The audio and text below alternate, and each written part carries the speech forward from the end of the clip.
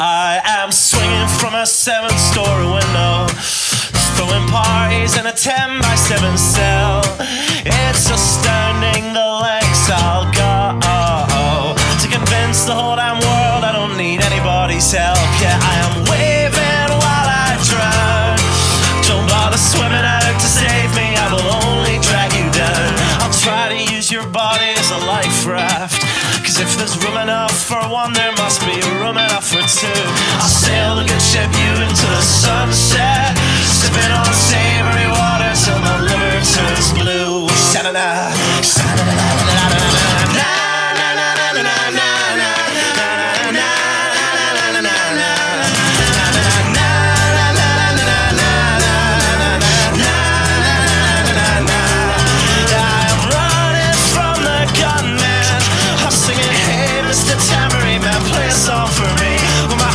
This is broadcast in the evening news. I will be relieved. La, la, la,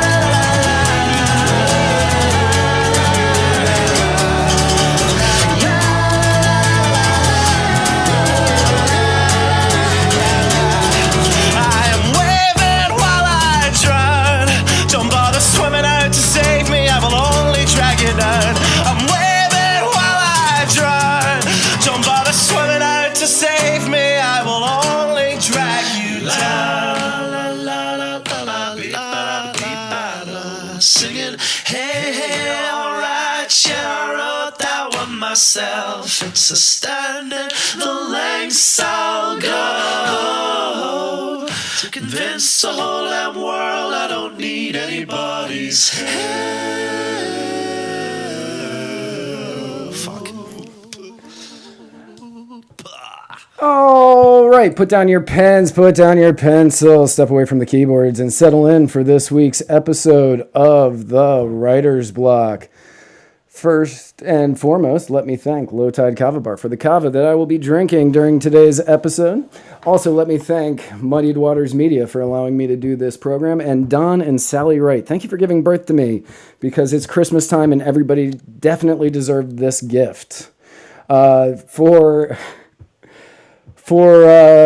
today's episode, I'm very happy to have on my good buddy Dillon Chaulsett from Kava Collective in San Diego, California. Dillon, thank you so much for coming on the show today. How you doing, Matt? I'm wonderful. How are you doing? I'm doing as well as one can be. Merry Christmas, and you are definitely a gift to this world. That is for sure. Thank you. I appreciate that. Most of my guests don't recognize my giftness. You are a great gift giver. You are the owner. You are one of the owners of Kava Collective out in San Diego. Yes, sir. Yes, it's weird for me to call it Kava Collective. I'm still. That's a whole different that's a whole different topic that we're not going to get into today. Yeah, that's one that we're not going to touch that topic. But yes, we are Kava Collective, and we are happy to be Kava Collective. The community that we have, I believe that is the name that is fitting for us, and it's wonderful to roll into 2019 with that new brand. No, absolutely. And you've got, personally, I've been to many Kava bars across the United States. And personally, for me, you have my favorite. It's not close. Like, by far, you guys are my favorite Kava bar. You know what? I really appreciate that. We try really, really hard. And I've been to a lot of Kava bars, and, each one is different in its own way. But at every Kava bar, I still feel like I'm at home. It's just like I'm at Collective. Like if I go to Low Tide, or I go to Grassroots, or I go to Root of Happiness, or I go to Crave in North Carolina, or Mellow Mellow in Berkeley, I feel the same kind of energy, and that's what's special about Kava. Yes. And that is the best part about Kava, is the fact that all of us kind of, no matter which Kava bar you walk into, you become part of that family just immediately upon walking in, which is what drew me to Kava, which is, I mean, that's the reason we have this show. That's how all of this got started, was over us sharing a shell of Kava. Yeah, it's incredible what happens when you start drinking Kava, and how it brings you together. And there's an intimacy that's created so quickly, and it's fantastic. It's wonderful. Yes. Yeah, no. So before we get into everything, whatever you are willing to diverge about let's get into that and how you came into finding Kava and how you ended up becoming the owner of Kava Collective. Well, I mean, if we're going to really get down to it, all starts with really a drug addiction, right? Right. I was going to say, like, everybody on this show knows about, my addiction issues and, all of that. Everybody, like, I openly talk about it. I don't mind. I know you're pretty much the same way. But if it wasn't for all of that, I never would have found Kava and never would have gotten involved in this community. You know what? It's the same for me. I got, I'm proud that I'll have 8 years sober on January 3rd. So that's coming up. Oh, that's right amazing. around the Congratulations. God, thank you. I appreciate that. And, when I got sober, I got like a year of sobriety, and I ended up stumbling into this place that was this weird, like I felt like it was this hippie, I didn't even know what it was place. And it was a Kava bar. And, all of a sudden I saw people that I recognized that I had been getting sober with. I was like, look at that. And I was just instantly welcomed with open arms. And, I was starting a business in my second year. And, I owned a sober living before I owned the Kava bar. And sober living, that's more of a West Coast term, but, like a halfway house type idea. And, due to unfortunate events that had to close due to zoning and the way that the lease was structured within that house. And there was a Kava bar that had become available that the previous owners no longer wanted to do, and they wanted to send it down the lineage. So, we took it over happily, and really we changed the dynamic and the brand too. But no, the overall attitude of it, we wanted it to be a place that was never all-inclusive and never exclusive, really. Right. And it's been a blessing, and without its hardships, it is a hard thing to do, to deal with all the personalities along with the business structure and doing the things that we want to do to go forward. Yeah. Sorry, I'm looking at my stats here, and it says that I've dropped 55% of my frames, and I'm not understanding why. Okay. For anybody watching, I'm very sorry about that. I don't know why that's happening on today's episode. But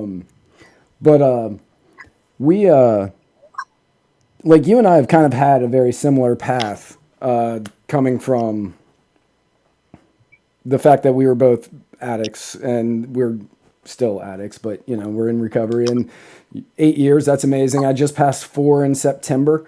Congratulations. Thank you.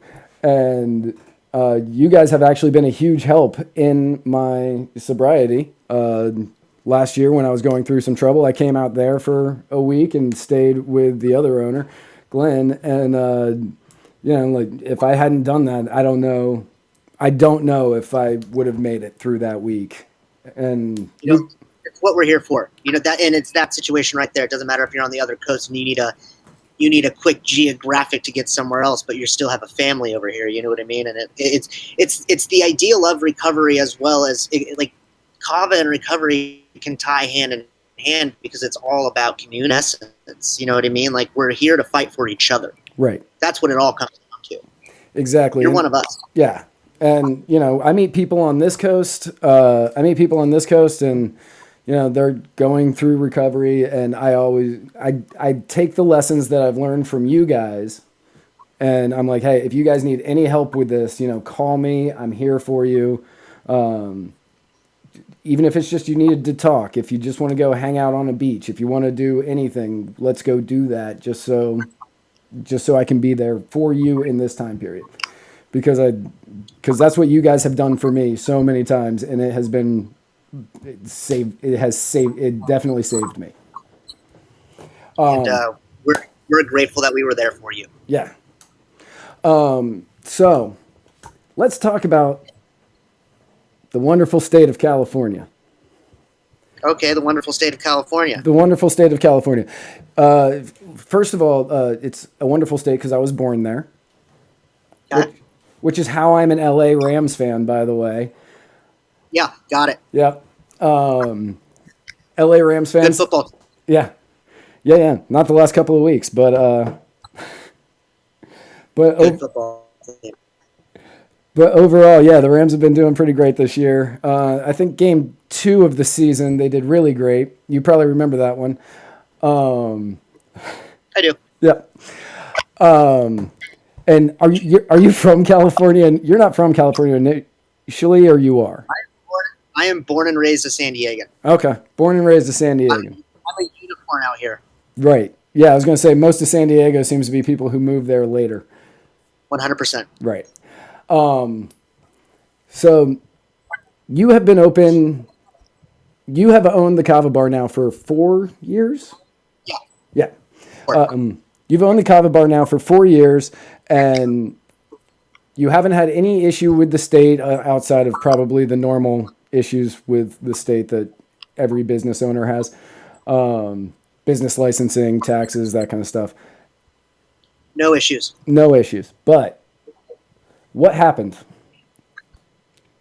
So it was about a month and a half ago. I received a phone call from the environmental health department, and the environmental health department alerted us that there was a memo that came down from the FDA, and that memo from the FDA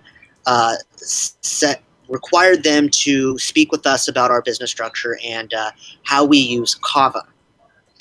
So we went down there. We had an initial meeting with them, which they alerted us that we would need to start looking into different ways to structure the business because Kava is not on the FDA GROS list, which is the generally recognized as safe list.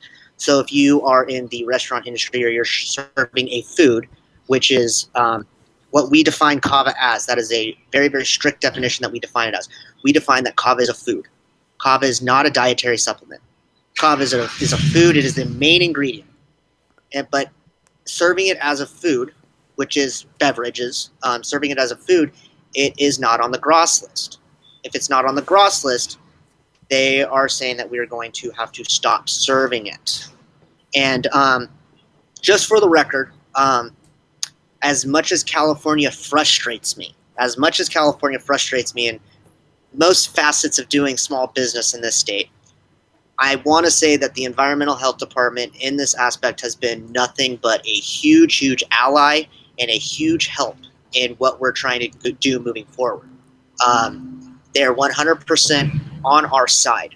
It is not so much the health department coming in from the state of California. It is much, much more the FDA taking a stance that Kava is not on the GROS list. Right. It's not localized to California. It is a nationwide issue. And as you know and I know, there have already been some Kava bars affected by this. Yes. The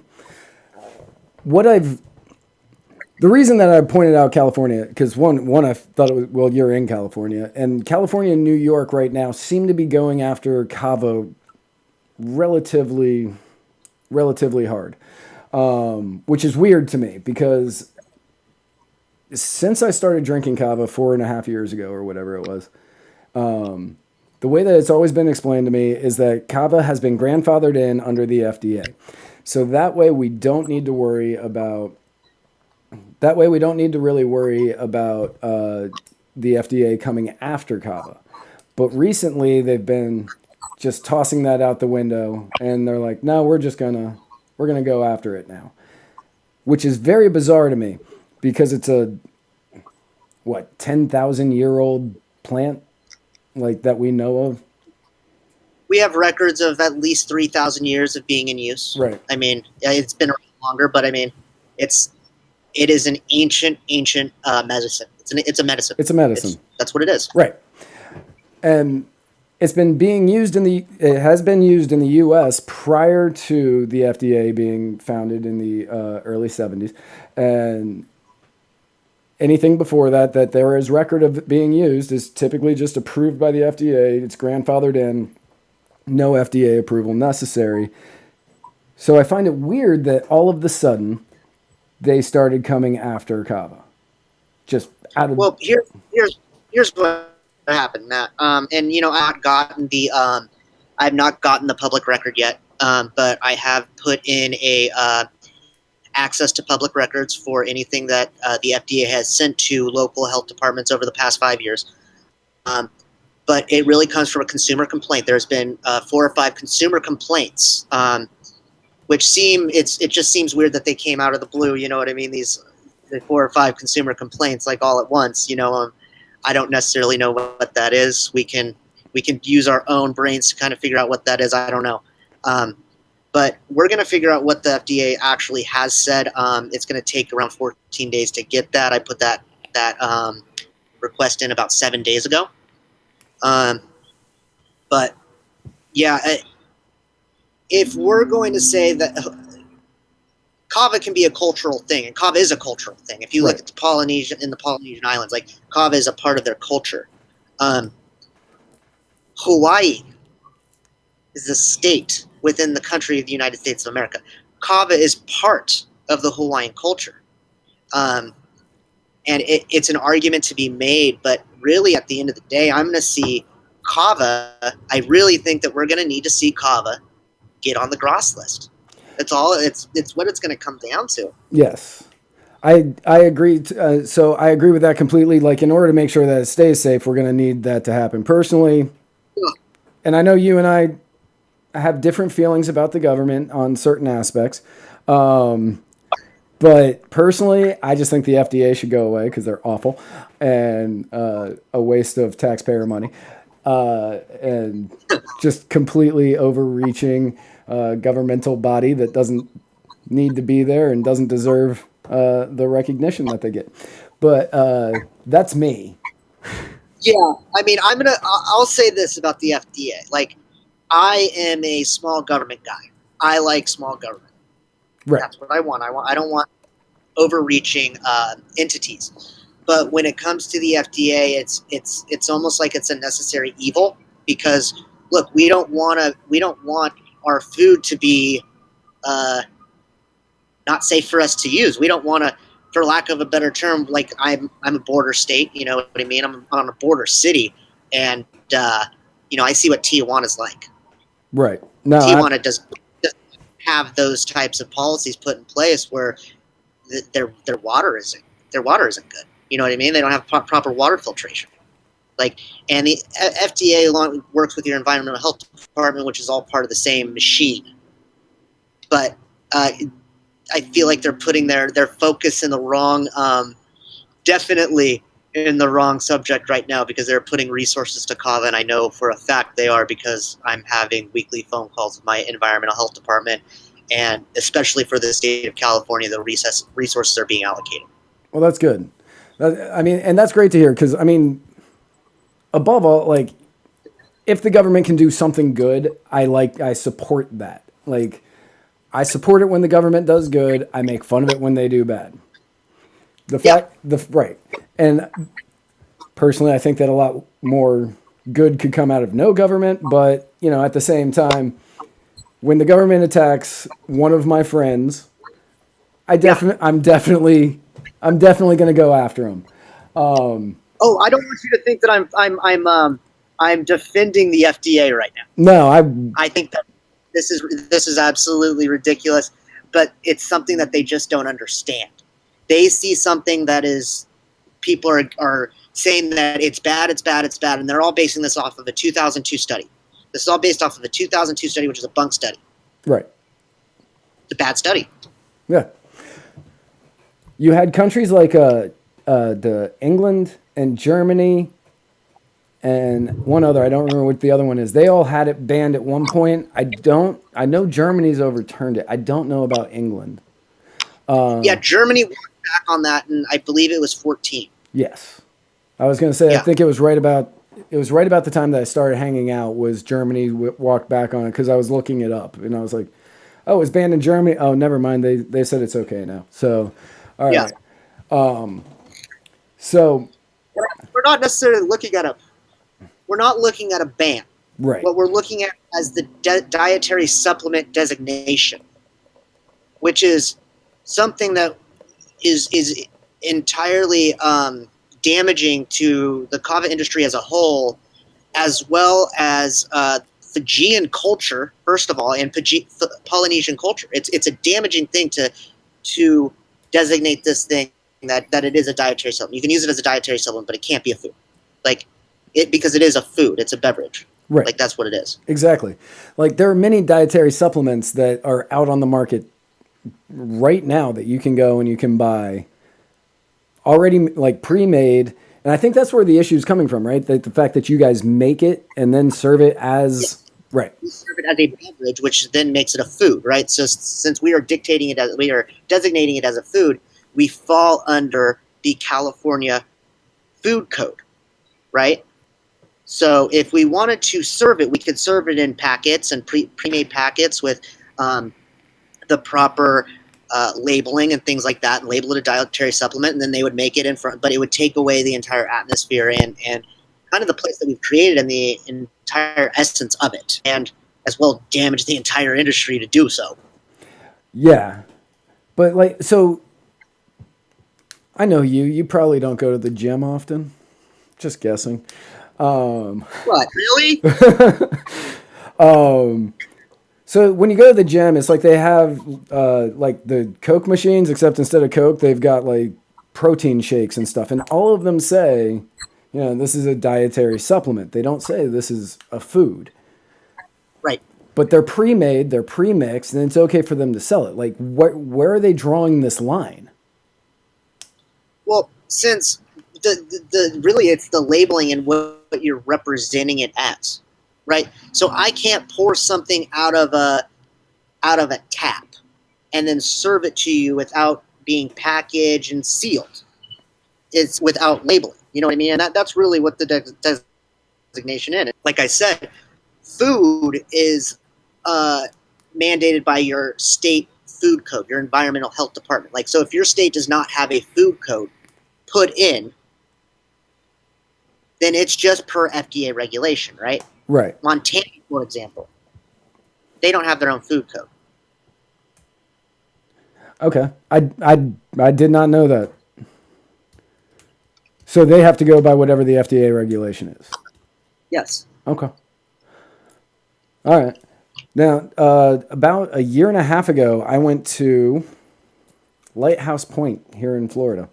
And when I got back from Lighthouse Point, I called up the former co-host of the Muddied Waters of Freedom, and I said, hey, we have to do a show tonight because I feel like cursing a lot. Since then, we've kind of cut back on the cursing on the show. And but I believe that I dropped the F-bomb 72 times in 45 minutes on that one because they were the first city council to ban Kava within the city limits. It was strictly to keep a Kava bar from coming in, but they banned Kava from coming. Like they banned Kava in the entire city. And I went and I spoke at it, and a lot of other people came and they spoke at it and talked about how good Kava is and what Kava has done for them and all the good stuff that comes from it. And they said, this is all well and good, and we appreciate you guys coming out to do this, but nobody here that's talking is from Lighthouse Point. So we don't care. Yeah. And so they banned it and it was gone. And like that, I went home and that was the first time I had gone to a city council meeting and felt defeated. Normally I win if I go. So that was a very sad day. So instead I came back and I went off on my podcast for like an hour, and I just, you know what, if I would have had the same opportunity to do so after the meeting that I had a couple weeks ago, I probably would have wanted to do something very, very similar with environmental health, F this, F that, but it was really I want to say something about this though. Like that day, you know, I reached out to a few people that I find to be extremely good friends of mine within the industry. One of them being Sean Simpson, the person that you're drinking your Kava from, Low Tide. Yeah. And Tyler from Root of Happiness. Right. And those two guys, I reached out to them, and the amount of support that I had within literally hours. I mean, I was talking to people that I had never talked to before, showing support and almost putting up the rally cry. And it gave me some. It gave me the feeling within that we got to go beat this thing. We got to go take them on. And really, the Kava bars need to band together. That we need to come together as a whole. We need to come together and mobilize to take them on, because this affects everyone, not just me. Right. And I mean, it's called the Kava community because, like we said earlier, you walk into any Kava bar. If you're a member of the Kava community and you walk into any Kava bar, you are already a member of that family, and it is because of that that there is such a togetherness of the people. There is such a togetherness of the people in the Kava, like in that drink Kava and who hang out at these bars, like right before the show started, Taylor was there, and I got a chance to say hi to Taylor. And it's like, I know everybody who works at your bar, and I'm friends with everybody who works at your bar, and I love everybody who works there. Yeah. And it's because of the togetherness between Low Tide and Kava Collective that I almost messed up and called it the wrong name. No. Yeah. Between Low Tide and Kava Collective that, these bonds were created. And I know that you don't serve kratom at your bar, but right. Let me speak on that really quick. That is a city ordinance, so that is an actual law within the city of San Diego that I am not allowed to.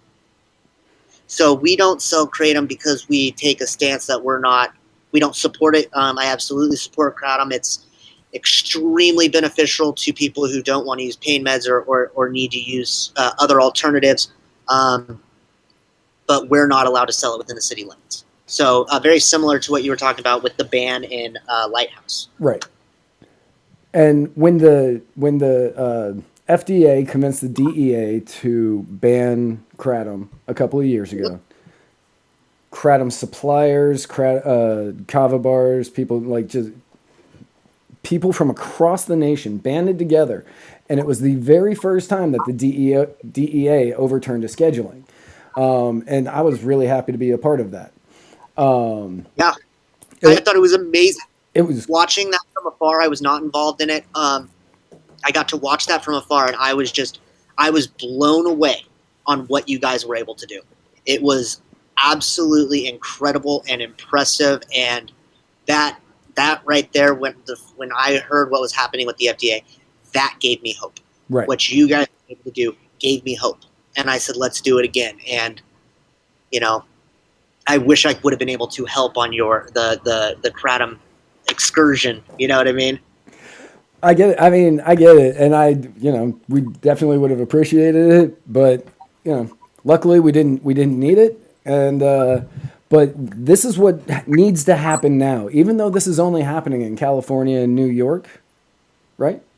Even though this is only happening in California and New York right now, this is what needs to happen now. The Kava bars from across the nation need to get together. They need to band together. They need to become one actual community to fight these two states on this one. Because if these two states go through with it, it's going to go to others, and that can't happen. Well, you're setting a precedent at that point. What's that? You're setting a precedent. Right, exactly. A precedent has been set. A precedent's been set. Right. And we can't have a precedent being set. And not only do we need to band together, but we need to be working step and foot. You know what I mean? We need to be working. We all need to be taking the same stance and be doing the same things within our Kava bars. So we all need to be saying that kava is a food.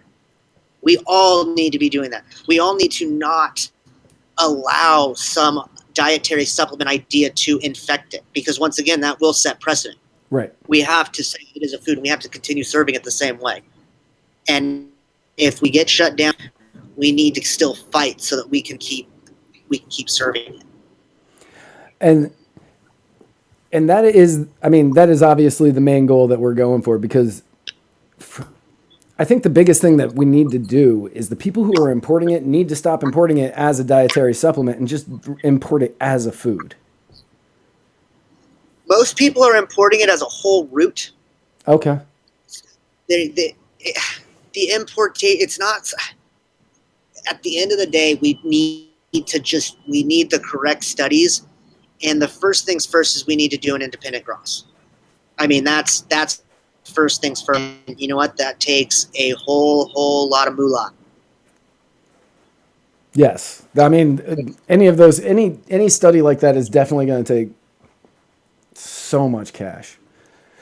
So much cash. And that's where you need the Kava bars stepping together in order to get these tests done. Right. Like, we can't, at the end of the day, we can't go this thing alone. And, we almost need to have like a summit. In my opinion, I think we need like a summit. We need to get 10 bars together in the same conference call or the same room, figure out how we're going to fight this thing, because otherwise we're going to fight it disorganized and live together or die alone. And I mean that does seem to be the mantra of many of the Kava bars. We're going to live together or die alone. Yeah. So right now, where are we on everything? You said that the environmental,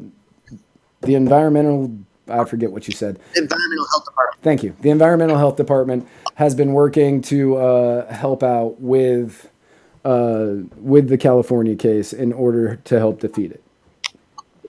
Yes. Good. So what's happening right now is I'm waiting for my my public access documents to come in. Okay. Excuse me a second. I'm waiting for the documents to come in so I can actually see what these memos said and what we're attacking on in that route. But at the beginning of the year, we're going to be served with a 60-day stop. So at the beginning of the year, we're going to be given a 60-day stop order. I spoke to the environmental health rep a couple days ago. She told me that they had another phone call with Sacramento about it. At the beginning of the year, after the holidays have passed, they're going to come down, inspectors are going to come down and give us a 6-day stop to stop serving Kava. That date can be extended depending on what actions we are taking. And if our actions are going nowhere, that will be implemented. The 60-day stop will be put into effect. If we're doing something and we're in contact with the FDA attorney and we're starting to put together the foundations of an independent gross study, we're going to be able to push that date back. But it's going to become a point in time where our representatives at the San Diego Environmental Health are going to have to shut it down if we're not far enough along. Right. Gotcha. So starting January 1st, you're going to get your 60-day, which means March. Yes. Well, I mean, obviously, I know that you have all of the support of Sean Simpson and Low Tide. I'm pretty certain Grassroots from Ken and Wes and Ryan and Gravy and the Jeff. I forgot that one's name for a minute. I was like, oh God, the little one, Jeff. I'm pretty certain you have all of their support. I know that you have a lot of support from a lot of the people here in Florida.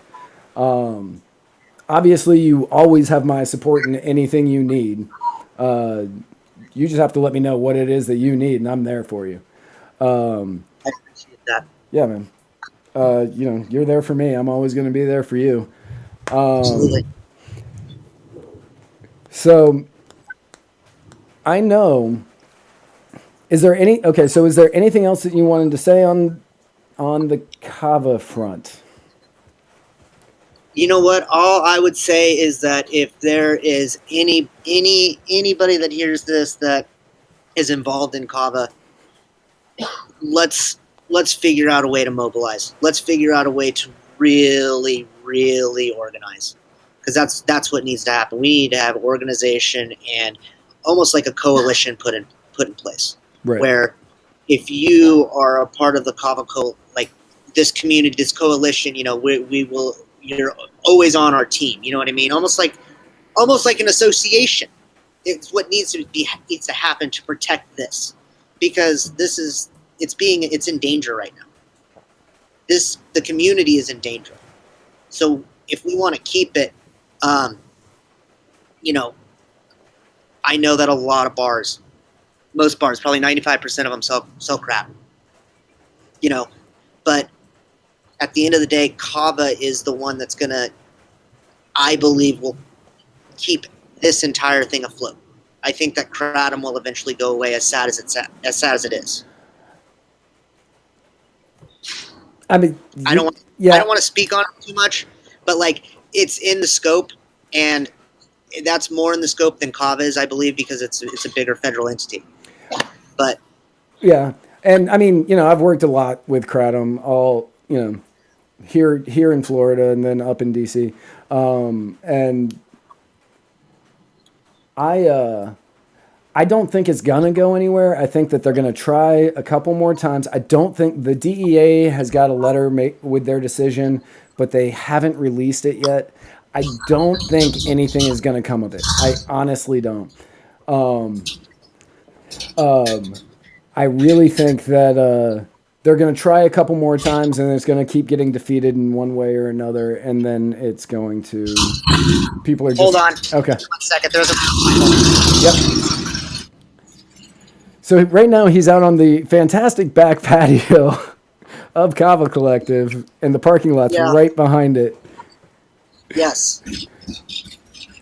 Which, if you're in the San Diego area, you should definitely go and check that place out, because it's awesome. They have a tree growing right there in the middle.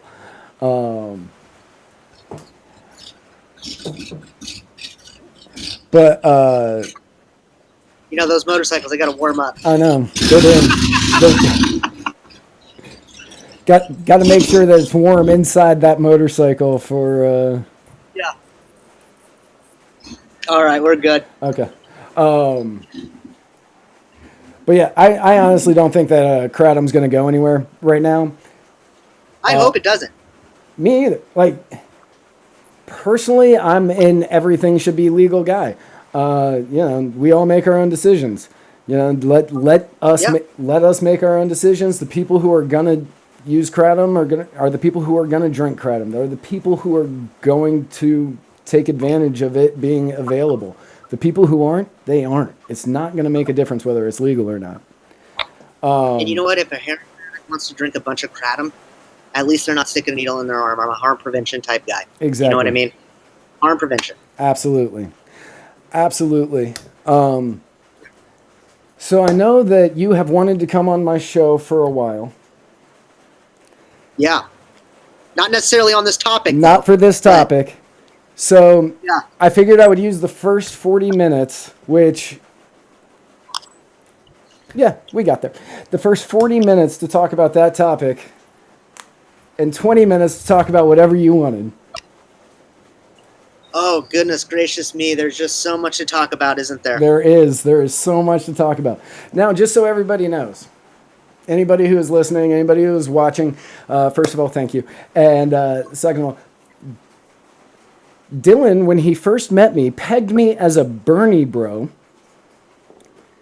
He looked at me and he goes, "You seem like somebody that would vote for Bernie." And I said, "No, Gary Johnson." And he said, "Oh, well, he's not going to win." Granted, he was right, and I knew he was right, but I was like, man, this guy's a jackhole. I like your recollection. I like how you're telling the story, because that's not necessarily how it happened. That is 100% how that happened. Oh, no. I said, you're a Bernie guy, and you said, no, I'm a libertarian. Then I called you a millennial Republican. No, I said I was going to vote for Gary Johnson. Then you said, oh, well, he's not going to win anyway. You said, why Gary Johnson? I said, I'm a libertarian. Okay. Well, I actually, there's a piece of me that disagrees with a little bit of that, like with the he's not going to win idea, because if you're truly a libertarian, if you're really, really a libertarian, you truly believe in the libertarian idea, every libertarian needs to vote libertarian no matter who the candidate is. No matter who it is, even if he doesn't know what an Aleppo is.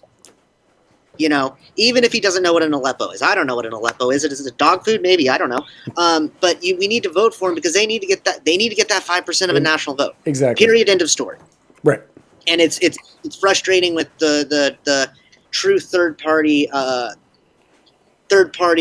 voters. They don't vote for their third party. They just go and vote for the person that they dislike the least. Right. The lesser of the two evils. Yeah. Which it's just an absolutely ridiculous idea, and we just need to, if we believe in libertarian politics, then go vote for your libertarian candidate until you can get to 5% where you can get national funding. Right. That's the way that I've always looked at it. Since you and I have had that conversation, I have left the Libertarian Party. I still have many of the ideals of the Libertarian Party, but I left their party, so now I vote for the candidate I like the most. What are you, a progressive now?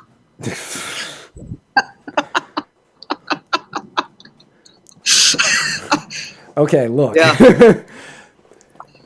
There is no way I could ever become a progressive. I believe way too much in the free market.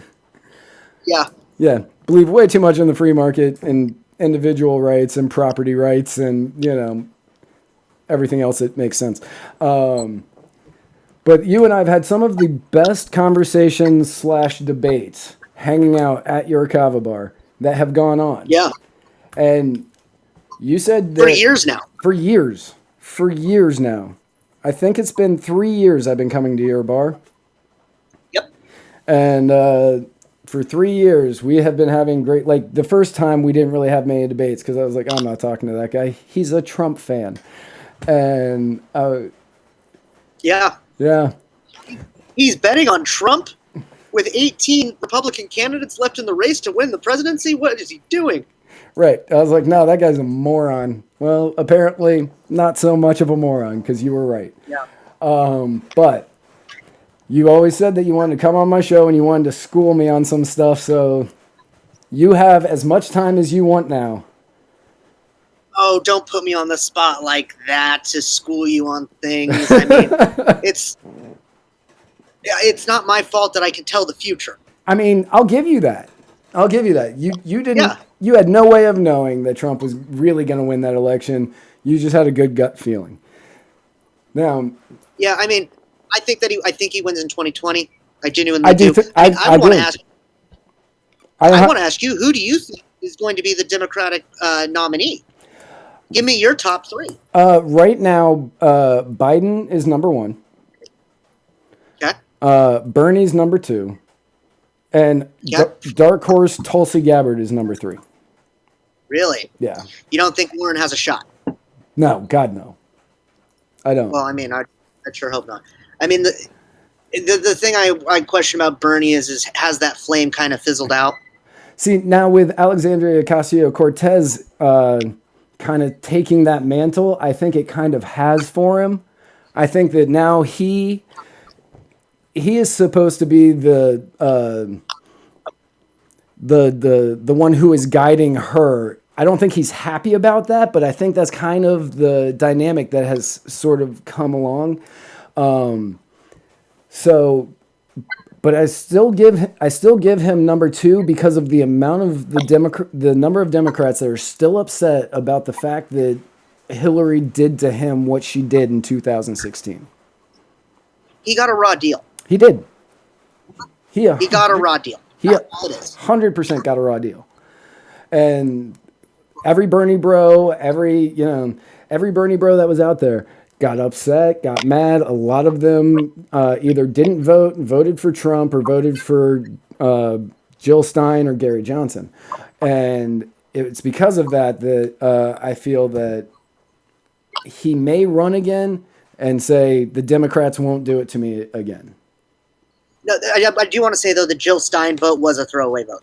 The Gary Johnson vote, not a throwaway vote. The Jill Stein vote, absolute trash. I won $20 on a bet from somebody who said Jill Stein would take 2 states.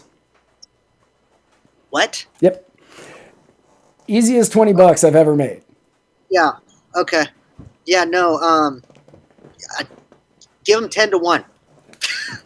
You know. Oh my goodness. No, you don't like Cory Booker at all either. I think that Cory Booker is. I think that if he runs, he will get bashed really bad in the primary because he will. They'll actually start hitting him for his angry outbursts, and his mood swings is the best way that I can kind of describe it. He'll get hit for that, and they will end up electing somebody other than him. Yeah. You know what? I don't see Biden being viable. I don't. I don't see him being viable in the in the actual election, but in the general election, but in the primary, who else do they really have? That's the problem, is that the leader of that party hasn't revealed itself, and it's too late now. The leader needed to reveal itself last year. Yeah. A year and a half ago. Like, easily. they've been so. I kind of feel like the left is almost turning into a. Remember the Tea Party movement? Yes. The Tea Party movement kind of hijacked that Republican Party for a number of years. Right. Back 2010 to 12. 12. Yeah. Yeah. I kind of feel like that's the same thing is happening within the Democratic Party on the progressive movement. This very, very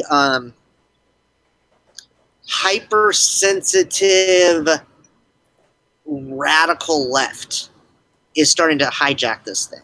Just like the Tea Party movement did it with the Republican Party. And then Trump came in and smashed it all and then hijacked the party himself. Right. The people who... I mean, Trump still hijacked the Republican Party. Yeah. Trump hijacked the nation. It's like, I don't agree with everything that he does. It's like, am I a Trump supporter? Yes. I will most likely vote for him in the upcoming election, in the 2020 general. But do I like all of his policies? No. Do I think that the mobilization at the border I was right there. You know what I mean? The caravan was right there. Right. Yeah. That's right. You were right there next to the caravan because they were in Tijuana, yeah. Right? Yes, I was right here. I have very, very, very good friends within the Border Patrol. One of them is assistant to the chief, right? And you know, the way that he described it versus the way the media described it are two very different narratives, right? Like, we've had this word thrown around, fake news, a lot. Everything regarding the caravan that you got on most media outlets, right and left, were fake. It's all just a narrative that they're trying to swing. It wasn't what actually happened. The caravan was not good. Like, the caravan was a disaster. And it really comes down to with the way that our asylum law is written, right? It's all legislation. Like, we need to properly we need to rearrange our asylum laws because they're, as Trump would say, a total disaster. It's a mess. A total disaster. It's a mess. Our asylum laws. Yeah, so I am more of an open borders kind of guy, sort of. I'm private borders. I think that the border should be sold. I think that all the borders should be sold to private residents. And if you want to put landmines on your property, you can put landmines on your property. If you're nice, you'll put up a sign. If you're really nice, you'll put up a sign in multiple languages. If you're not, it's your property. Who cares? Yeah.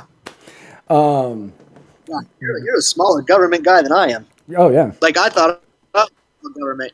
You're close to anarchism. I'm getting closer and closer every day too. It's weird. I'm noticing that change, Yeah. that shift in me. But yeah, that's Like kind of stay out of my markets. That's like stay out of my markets and stay out of my ability to make money. right. Get out of my way. And stay off my property. Yeah. Yeah. Don't touch. I love seeing all the people that have the no walls.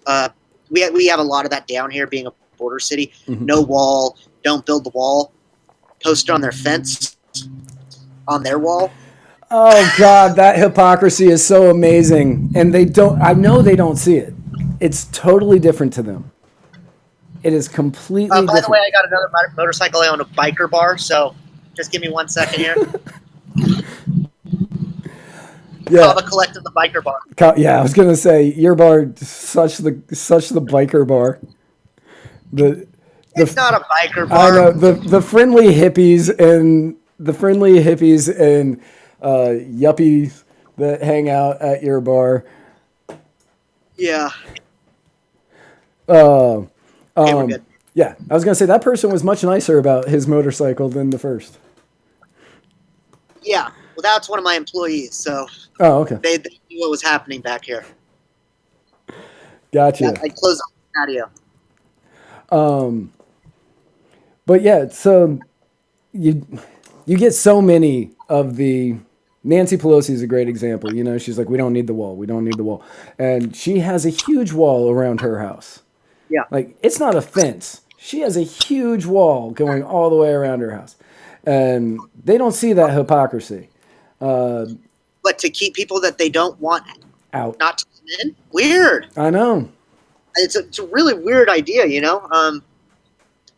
Did you see that the GoFundMe for help build Trump's wall?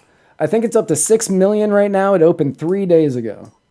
Yeah, the last I saw it was at like 2.5, and that was, probably 16 hours ago. Yeah. Now, right. I was at low tide before I came back to do this, and we were at. I believe that it just crossed 6 million, either that or it just crossed 5 on its way to 6, and it's been open 3 days. See, it's very, very indicative. Like, that's an indicator of what I feel like politicians are so quick to not, like, we're a republic, right? We're not a democracy. I have to teach people this on a monthly basis here, that we are not a democracy. We're a democratic republic. We're a constitutional republic, but yeah. We vote in the representatives by the people, but based on the policies that we want. Right. But our politicians rarely seem to listen to us. Right. Which is why we've had Obamacare since 2010, which is why the border wall wasn't immediately funded. Right. Yeah, no. I get it. Trust me, I get it. Yeah. But I mean, recently the federal judge in Texas said that now it's unconstitutional. So it's going to end up getting struck down by the Supreme Court. And hopefully, honestly, my own personal opinion, nothing replaces it. Yeah. Yeah. Everybody's like, we need to figure out how to replace it. I'm like, why? Just let insurances sell insurance. Right. I mean, I really liked the idea of the health insurance is a business. That's what it is. That's what it is. Health insurance is just purely a business. Let it operate as one. Right. Let it operate. Like, there's a reason why capitalism works. Because it ensures you competition, and competition is only good for the product. Competition puts out the best product with the best services available. Because I'm not going to overpay for a product that I'm not getting as good of a product in. Right. Allow that to be a nationwide service to where these entities can compete cross state. And if I am correct, Rand Paul and Trump. I know you love it. Yeah, Rand Paul and Trump, they put together some sort of legislation, and an executive order was signed. I'm not really sure how that worked without it going through Congress, but now insurance companies can sell across state lines. So if that's still allowed after Obamacare gets struck down, great. Like I can buy insurance from any state out there. I can buy insurance from any state out there. I'll get the cheapest, best price. I'll be able to pick my insurance as opposed to just being like, no, you have to pick from one of these three slot. I don't really know. I refuse to get Obamacare for the last 8 years because you don't tell me I have to buy something. I'll pay the fine. I don't care. Me too. I pay the fine. Yeah, I pay the fine. I will not get it. I will not have it. Do not tell me to wear it's like telling you to wear your seatbelt. Right. Like, seatbelt laws are ridiculous. Like, if I don't want to wear my seatbelt, I shouldn't have to. Right. Helmet laws, seatbelt laws, telling me I have to buy health insurance. Next thing that, they're going to tell me I'm going to have to buy American-made cars only or something. And no, it's just not happening. I can't drink Pepsi. I can only drink Coke. Right. Exactly. And so there was 1 year that I got it, and that was because I was forced to get it by Sean Simpson's mother. Oh, well, she's a sweet lady. I mean, she's she's probably able to force you to do a lot of things. Yeah, you know what I mean? Like, she could talk me into a lot. Yeah, she said, no, there is no way you are leaving today without signing up for that. And I was like, okay. Yeah. I have a feeling your will is probably stronger than mine right now, so I guess I'll sign up for it. Yeah. But that's mom power. That's mom power. But I let it lapse like 2 months later, so that way you did what you needed to do, and you swept it under the rug. Exactly. It was really funny. I was on my social media today, and I was just scrolling. I'm scrolling, and I'm in a blue state. I'm in an extremely blue state. Sky is blue, and I'm more moderate, but I'm scrolling down and I see this. San Diegans will have to work harder for food stamps. That was the headline. Okay. From ABC 10 News, my local ABC station. San Diegans will now have to work harder to get food stamps. If they start working harder, why would they need food stamps? And you know what? I'm like, this title, this clickbait, you got me. So I started scrolling down, and it's just like, are you serious? This is injustice. I'm like, I just put work harder in parentheses and say, how does that work? Right. Like, and California is very, very interesting. We're in a bubble. California bubble. California is definitely very, very interesting. The Republic of California. So I know that New California recently signed the Declaration of Independence. I try to just kind of ignore everything that California does, to be quite honest with you. Well, I mean, if California splits off into two, and you've got, I believe it's LA to San Francisco, just the coastal region as California, and then everything else is New California, which you would be a part of, I checked. You would be in a new state.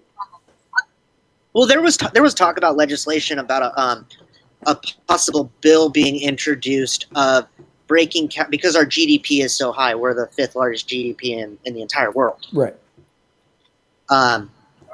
California is a machine.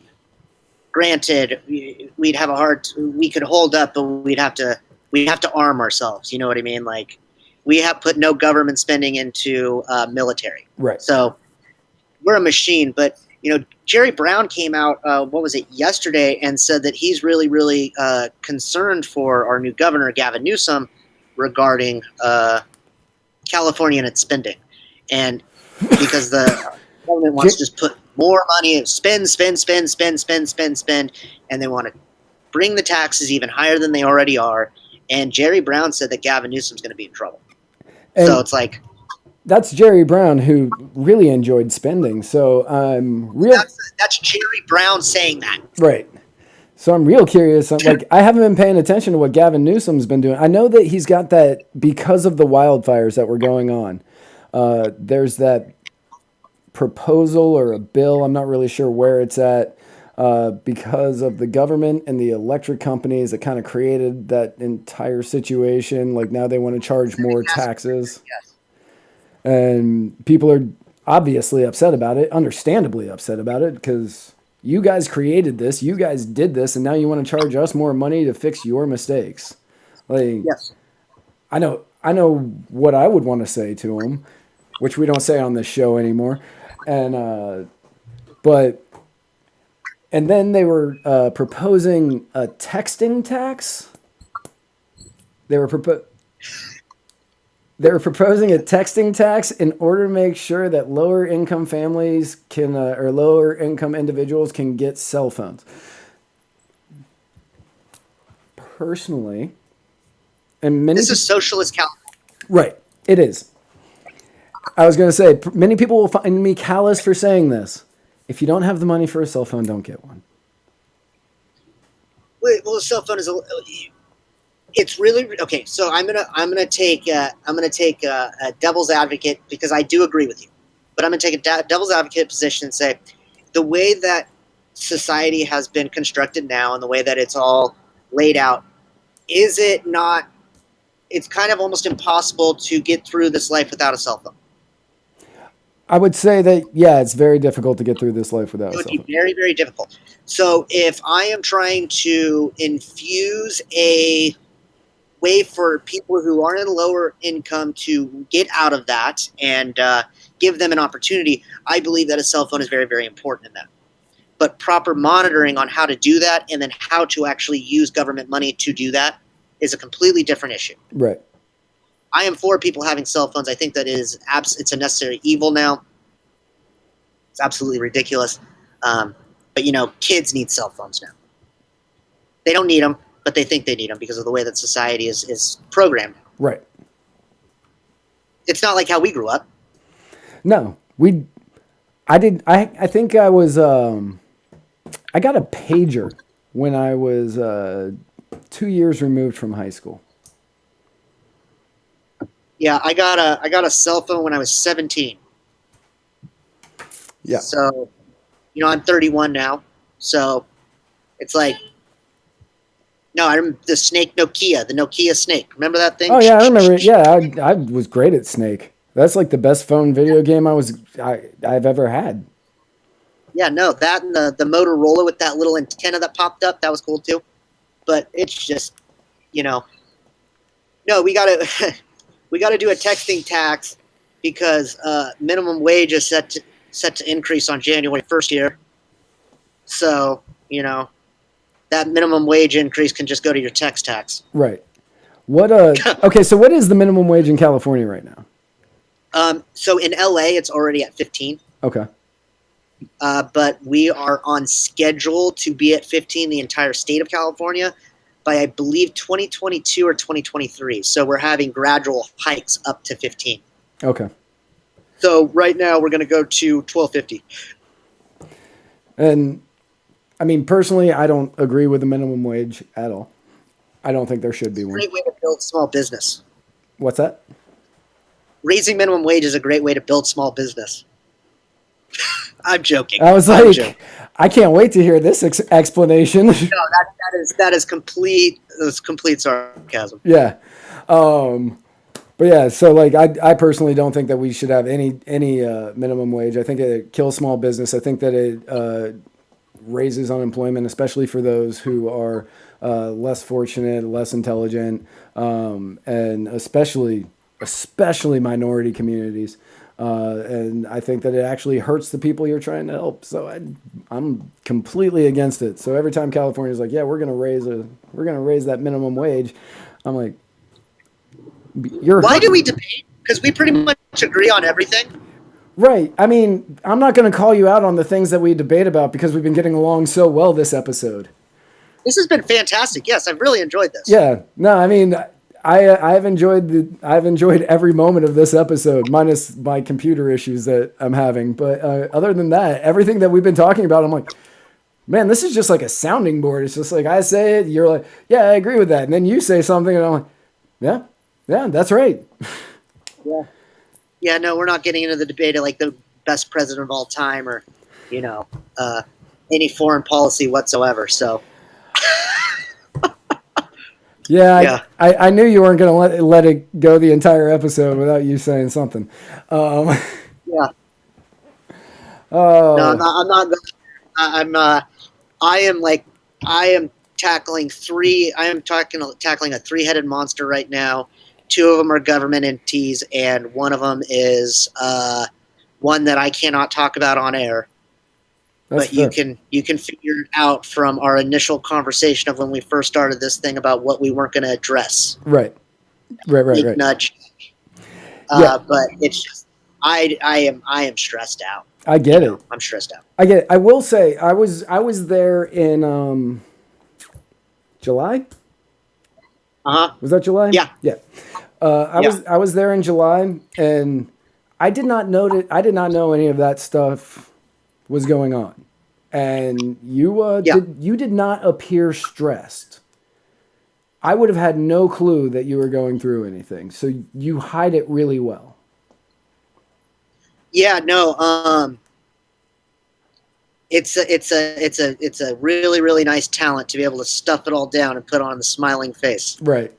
But I've 2018 has been a year. 2018 has been probably the roughest year of my sobriety, to circle back to the beginning of the show, that I've had.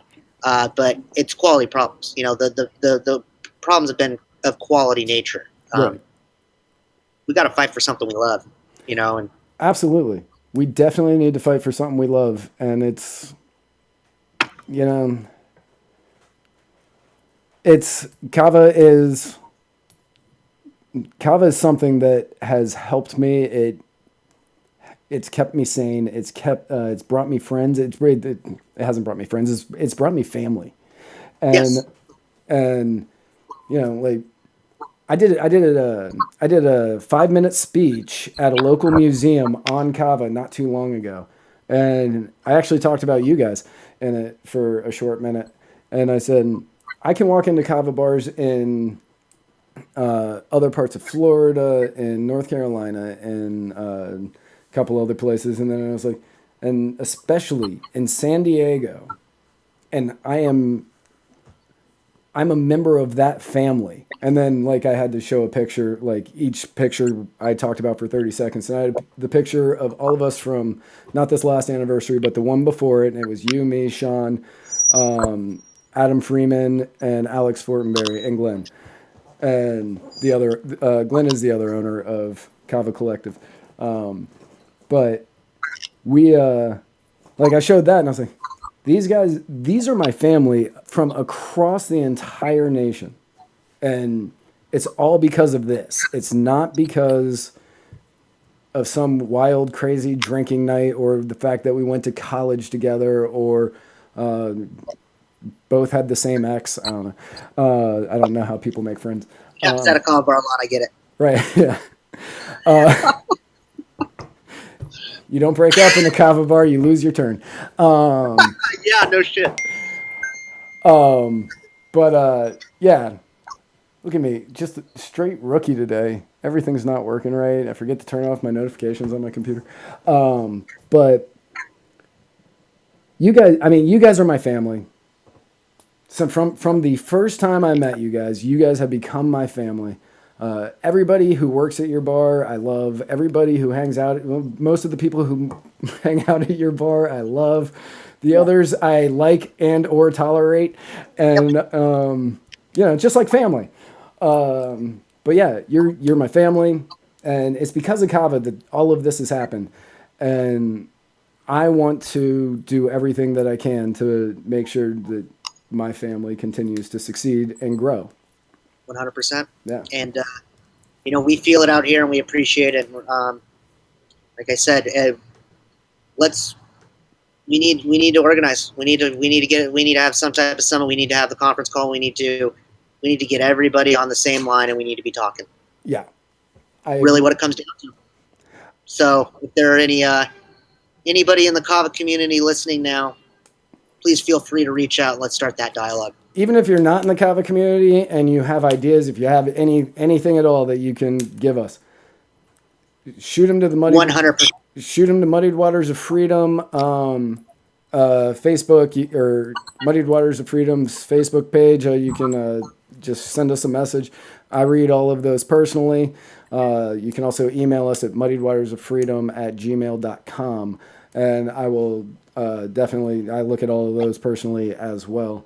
So send any information like that to me, and I will definitely pass it on to somebody that I'm actually proud to call my brother, because I don't actually have a real one. So I'll take Dillon. I'll accept him, I guess. Okay, we'll take that guy. I'll take that guy. So how are the Chargers going to do in the playoffs? Okay. Well, I'm a homer, so I say Super Bowl. Right. I say I don't know if we're going to win it or not, but I do think we're the best team in the AFC. Okay. Yeah, that I will say. I almost messaged you after that Kansas City game, because I had a heart attack for you. Oh, I was so fired up. I was so fired up. For 3.5 quarters, I was just pissed, just like, we're in prime time. Like, what are we doing? And then Phillip Rivers did what Phillip Rivers can do, and then I saw him put up the 2. Then I saw him go for 2. I was just like, I was like, no, just kick the extra point. Just kick the extra point. What are you doing? Just play for overtime. Right. And the broken guy, I was just like, I made a scene at the bar. There was, we had a bunch of Chargers fans watching it here, and it got so loud for the people that weren't. And we had our stupid Secret Santa Christmas party during the middle of the game, and the kids are screaming. I'm just like, I just want to watch my football game and watch them lose. Okay, like, this is what's happening. Right. But it's awesome. I'll be at the game this upcoming Saturday against the Ravens, and I'd really like to see go Seattle this weekend. Go Seattle, beat those Kansas City Chiefs, then we'll get the 1 spot. Yeah, go Seattle, beat the Chiefs, but oh wait, no, the Rams have Arizona next week, and then we have San Francisco the week after. So I don't care. 2 bye weeks. Maybe not the way we've been playing the last 2. Yeah, if Jared Goff could not throw an interception, that would be nice. Right, that'd be fantastic. That'd be wonderful for me. Also, if you guys will be fine. Yeah. I see a Saints-Rams championship game. That's what's going to happen. I see Saints-Rams championship game, and I figure that it's going to be the Chargers or Kansas City. I agree with you. We might end the Chargers are going to end up, if they get the 5 seed. If we get the 5 seed, then we're going to play the 1 seed in the divisional round, and vice versa. So we're probably going to have to play the Chiefs in the divisional round regardless. Oh, that makes sense, actually. Unless somehow the Colts sneak in, are able to knock off the 4. Yeah, but I mean, that doesn't change. I'd still think one of those 2 teams is going to the Super Bowl. So yeah, with Josh Gordon being suspended out of New England today, and New England's not that good this year. You can see the end. The end is near. Right. That dynasty has hit the Y. They're done as far as the dynasty. Tom Brady should have retired last year. I know he wanted 1 more Super Bowl, but period. End of story. Put it to bed. Right. Exactly. Well, Dillon, thank you so much for coming on. Please hang out until after the closing music is done. I want to talk to you about some stuff that doesn't go on the show. And do you have anything you want to pitch? Go to kavacollective.com. Please like our Facebook, Kava Collective, and our Instagram at Kava Collective. You can see a lot of our products that we have on the website. We can get you hooked up with some Kava Lift, which is, I believe you guys have some of that out in Florida. We do. And, some of our KBD, which is our Kava CBD sublingual spray. Right. And that stuff is great. Check out. It's fantastic, I right? love that stuff. Yeah, full of adaptogens, ashwagandha, reishi mushroom, all that good stuff. And really, really, it's like a superfood. Yeah, it's like a superfood you spray in your mouth, and it will take you, if you're angry and like upset and just like feeling it, a couple of sprays of that takes you right down, and you feel normal. You're back, you're centered, and it's great. Yeah, I mean, if I could say one more thing, I want to thank you for having me on. Absolutely. I appreciate it. I want to thank Sean. I want to thank all the guys at Grassroots. I want to thank Tyler, Root of Happiness. I want to thank Love of Kava out in Oregon. You know, I felt a lot of support. I want to thank Kava Sutra. They reached out. Really appreciate them. You know what? And thank everyone that's on the side. Thank you guys for listening to myself for the last hour, and Matt, because he has a great voice, obviously. And you know what? Thank you to my mom. I always do the same thing that you did at the beginning of your show. Thank you for my mom for being able to give birth to me and raise me, because I wouldn't be who I am without her. Right. Very true. I would not be the person I am today if it was not for my parents, and they don't like to brag about that. Yep. Well, yeah, give me a couple minutes. I'm going to close out the show, and then I'll talk to you afterwards. All right, I'm going to get a Kava. Okay, sounds good. All right, everybody. Thank you so much for tuning in. Remember, you can follow us on the Facebook at facebook.com/Muddied Waters of Freedom. You can follow us on Instagram at muddied_waters, and you can follow us on Instagram at Muddied Waters of Freedom. We're also on like every other social media site. Just look for Muddied Waters of Freedom, and you can find us. You can find this and every episode at muddiedwatersoffreedom.com, and we're on the Apple, we're on the Google, we're on pretty much everything except for Spotify. Don't look for us on Spotify. Look for us everywhere else, and we will be there. Thank you all so much for tuning in. Sorry about the issues at the beginning. I will be uploading a new video in just a minute, and after I can edit some stuff together. And again, thank you. Remember, tune in next. I still don't know if we're doing a show on Christmas. I will find out. Maybe a show on Christmas. If not, we've got Spike has a show on show of My Fellow Americans on Wednesday that's going to be airing here. Also, I have a show next Thursday, another episode of the Writer's Block with Matthew Hurt from the Grassroots Leadership Academy. So tune in to both of those. Possibly our Christmas show, which will be an ugly sweater show. And we'll possibly be taking calls that day. So, again, thank you all so much. And it is time for you to get to writing, because it is the easiest and best way that we can make a difference. I am swinging from a 7-story window, throwing parties in a 10x7 cell. It's astounding the lengths I'll go to convince the whole damn world I don't need anybody's help. Yeah, I am waving while I drown. Don't bother swimming out to save me, I will only drag you down. I'll try to use your body as a life raft, cause if there's room enough for one, there must be room enough for two.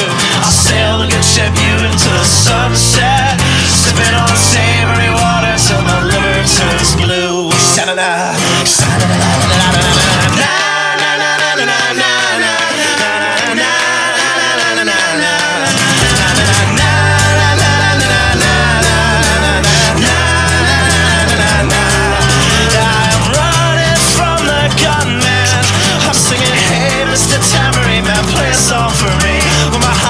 Is broadcast in the evening news. I will be relieved. La,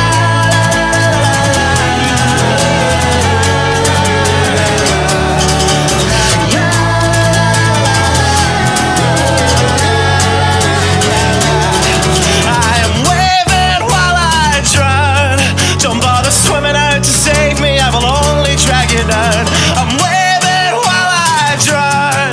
Don't bother swimming out to save me, I will only drag you down. La, la, la, la, la, la, la, singing, hey, hey, alright, yeah, I wrote that one myself. It's astounding the lengths I'll go to convince the whole damn world I don't need anybody's help.